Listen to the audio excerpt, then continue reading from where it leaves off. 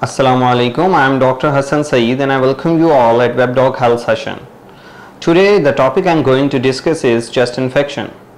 So first of all, you people must know what chest infection is. Chest infection is the infection of large airways and lungs. Sometimes it resolves on their own, but sometimes it becomes severe and life-threatening. So you people must aware of the signs and symptoms of chest infection you can face. The symptoms of chest infection includes cough with green or yellowish sputum, wheezing, shortness of breath, chest pain or discomfort, headache, high-grade fever, tiredness and muscular ache. What can you people do at home if you are having chest infection?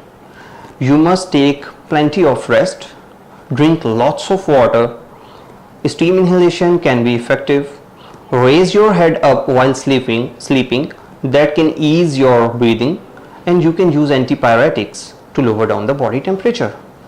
Consult your doctor immediately if you feel uncomfortable or your symptoms get worse, you cough for more than 3 weeks, you cough blood or blood-stained mucus, if you are pregnant, if you are more than 65 years of age, and if your immune system is weak, like you are having diabetes mellitus or any other systemic disease.